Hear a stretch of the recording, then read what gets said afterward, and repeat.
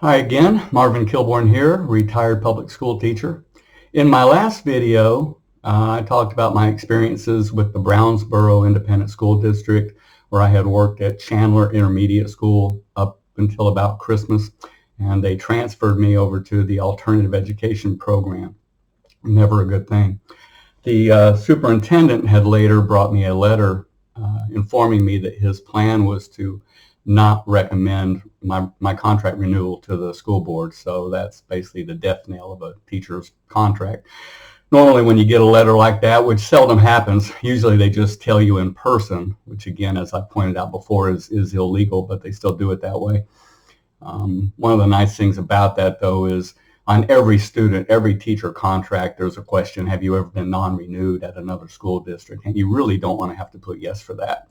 So in breaking the law, they're kind of doing you a favor too. Of course, Mr. Caldwell, and in my last video, I couldn't think of the man's name. It's Elton Caldwell was his name. He was the superintendent. He had given me a letter informing me that he was going to recommend to the school district not to renew my contract. So I therefore tendered my resignation so that I wouldn't have to basically be honest on a future teaching application. What's interesting, I found, that letter, as I mentioned in my last video, that letter would serve me quite well for about a year and a half, and I'll explain that later. What's interesting is the same year that they screwed me over in Brownsboro, they also got rid of Mr. Caldwell. He'd been with the district as the superintendent for over 20 years, and they decided not to renew his contract for the next year either. I don't know what happened there. Maybe they were just paying him too much money. Who knows? But he got the boot too. Now, I later found out that Miss Mary Ann Jones, who was the principal at Chandler, who's, if you watch that video, and I encourage you to, they kind of did me wrong in Chandler. So 3 years later, Ms. Jones also got transferred over to the alternative education program.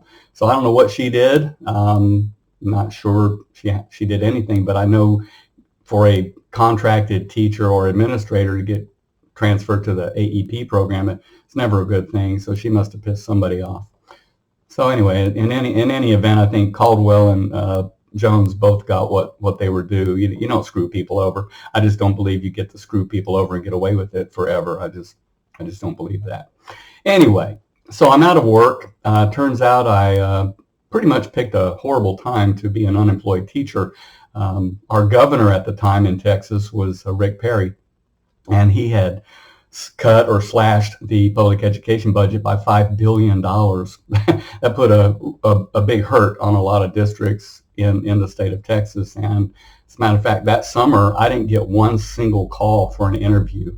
Now, I was not only a fully certified social studies teacher for middle school and high school, but I was also a fully certified math teacher for middle school and had just got certified to teach high school math. So as a fully certified math and social studies teacher for grades middle school through high school, I should have had no trouble finding a job. As a matter of fact, they tell you if you get certified in math or science, you'll never want for a job. You'll always have a job.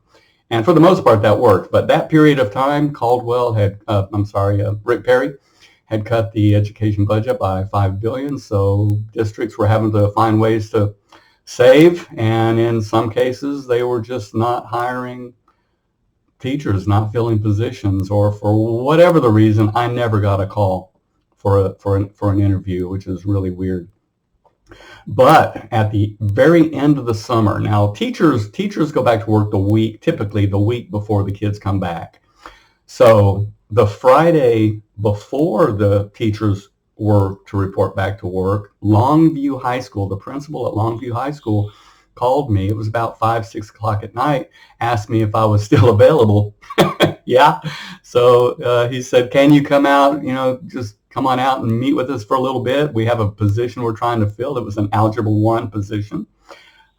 He said, could I get dressed and come on out to Longview, which is about an hour. Longview High School is about an hour drive from my home in Tyler, Texas. But I said, yes, sir. So I got dressed, went out there and met with him. It was actually one of the assistant principals and a couple other teachers and a counselor too, I think. But they met with me. We spoke for a bit. It wasn't a lengthy or a hard-hitting interview. They had this position. They needed to get it filled. They explained to me, the principal or the assistant principal explained to me that the position had already been filled. They had a teacher under contract, but he had just called and said he had some kind of health concern, health issue. So he wasn't going to be able to perform the job. So they needed to fill it. So he told me right there on the spot, we like you, we want you. Go ahead and report here Monday morning. We'll get you situated. He said, be patient. The contract process will take a while. The district the administrative offices kind of have a tendency to drag their feet a little bit. So just be patient on your contract. And of course, I already heard that in Pinkston High School. If you've watched that video, I went down that road before. It didn't work out well. And of course, in this case, it wasn't going to work out well either. But I did. I reported to work on the following Monday. Basically, nobody even knew I was there. I guess the assistant principal who had offered me the job wasn't there yet, or he was busy. I forget exactly. I mean, this is 2010, so I forget exactly where the heck he was. So it took a bit, an hour or so, whatever, for them to finally figure out who I was and why I was there. So they ended up taking me to my room, and just like at Pinkston High School, it was a mess. My room had been being used as a storage room. I mean, it was a mess, had all kinds of crap in there. So I did, though. I kept driving out there all week long. I spent the week setting up my classroom. First, I had to get all the garbage and crap and filing cabinets and all the stuff they were storing in there. Had to get it out. I put out into the hallway. I set up my room, put posters and stuff up on my walls. I attended all the required meetings and trainings and stuff that teachers have to do that week. I attended all of them. I was also writing lessons to teach Algebra 1. Keep in mind, I was a newly certified high school math teacher. I hadn't yet taught Algebra 1, so here I was a little under the gun, trying to get prepared to meet my students the following Monday and start teaching Algebra 1 for the very first time. I'm excited. At least I've got a job. I'm going to be employed, have a paycheck. But that Friday, the principal called me on my phone and said, "Hey, Mr. Kilburn, I need you to come see me." And so I went up to see him. And, it's funny. I wasn't going to do this video because it was such a short period of time. But it was such a meaningful part. At least it is one of the things I experienced throughout my teaching career. It's just kind of another example of how crappy public education is, or at least how crappy the people that run it are. I'll tell you right now, if you're watching my videos, trying to decide whether or not to become a teacher, I'm just trying to give fair warning. School districts don't give a shit about their people. They don't care about teachers, and they certainly don't care who they crap on. So I had been going out to Longview that whole week. The principal called, come in and see me, and I did. He had explained to me that the man who they had initially hired, who they had a contract with, had called them and said, "Look, turns out my health concern isn't that serious after all, or at least it's not serious enough to keep me from doing my job, so I want the job." And the principal explained to me that as he was under contract, they were obligated to go ahead and let him keep the job, and I was put out of a job. Really, really shitty. Just a horrible thing. I'd spent the whole week driving back and forth, setting up my room, getting prepared, still not under contract. And he explained to me, "Well, Mr. Kilburn, you don't," and he didn't even apologize. He just explained it to me matter of factly. "You don't have a contract, so therefore we have no obligation to you. So, see ya." But they didn't pay me for that week either. That's pretty crappy. So basically I worked for a whole week for free. That was messed up. But anyway, just got screwed over by Longview ISD, Longview High School. Over the years, they've called me a number of times wanting me to come interview for a job. I said thanks, but no thanks. I've had all the experience with Longview I ever wanted. Plus, Longview High School is one of those ghetto type of schools anyway. They really are. It's a horrible town. They're always in the news. It's just a crappy place. And the district itself, especially the high school, it's the one and only public high school in Longview, or actually part of the Longview ISD. And they're in the newspaper quite often. It's just a pretty crappy place. They've got one hell of a football team, though, I'll tell you that. Anyway, that letter that Mr. Caldwell had given me turned out serving me pretty well because I'm out of work. I don't have a job for the 2010-2011 school year. So I went ahead and applied for unemployment. Now what's interesting is the state contacted me and told me they couldn't approve my unemployment because Brownsboro ISD had informed them that they had not fired me, I had quit. So since I had resigned or had quit my job, the state was under no obligation or they couldn't pay me unemployment. At least that's what they explained to me.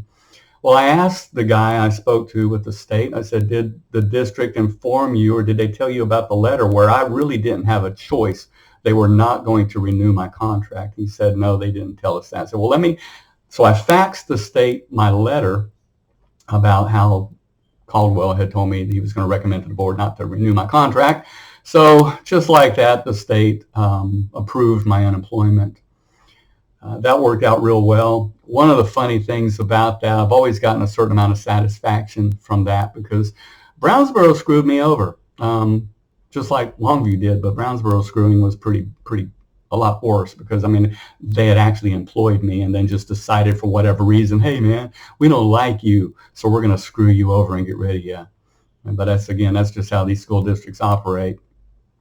But anyway, that letter served me well. It got me approved for unemployment. And interestingly, in Texas, employers have basically two options. They can either pay into an unemployment insurance program for in the event that a former employee, gets fired or whatever and decides he wants to draw unemployment. Then that unemployment insurance that, in this case, Brownsboro ISD would have been paying would cover that unemployment pay. The other option is employers can elect not to pay into the insurance, but just elect to reimburse the state for the unemployment benefits paid to a former employee.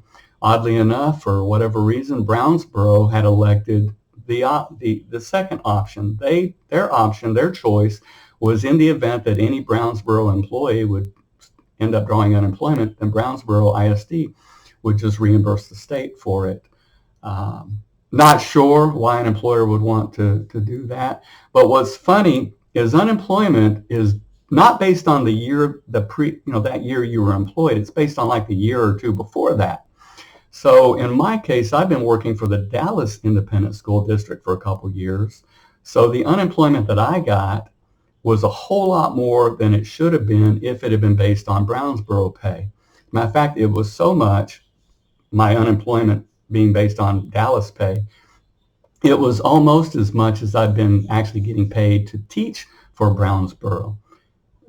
So Brownsboro is now having to reimburse the state for pretty much what they would have been paying me had they not elected to screw me out of my job. So I don't know, I've just always gotten a kick out of that, thinking that, imagining that at least once a month or once a quarter, somebody's having a meeting with somebody and going, man, we messed up getting rid of Kilborn because we're still paying him all this money. That probably didn't happen. School districts are government agencies. They're funded by tax dollars. And in all my years of being a teacher working for these districts, I can tell you they don't give a crap how much money they waste. It's not a profit-oriented business. They don't have a true board of directors to answer to. It's just a school board. They're taxpayer dollars paid by tax-paying citizens and property taxes. And they take all this money in and they just spend it willy-nilly, just like our federal government does. They spend it. They don't care. So, but I just kind of always got a kick thinking, well, you could have at least used that money for something else. But so I'm costing you a lot of money. I just thought that was fun. So anyway, I was on unemployment for about a year and a half. That's my experience with Longview High School. And my next video will be, again, I was unemployed for a year and a half, and I finally found my next job teaching at Lucille Collins in Lake Worth Independent School District, which is on the west side of Fort Worth. In all my years, I'm 62 years old now, in all of my years of working, no matter what industry it was, military, civilian, teaching, whatever, Lucille Collins was by far the most horrible job experience I ever had in my life. That will be in my next video. So as always, thank you so much for watching my video. If you're watching all of them, I truly appreciate it. Feel free to subscribe or leave a comment. Until next time, thanks for watching again. Bye-bye.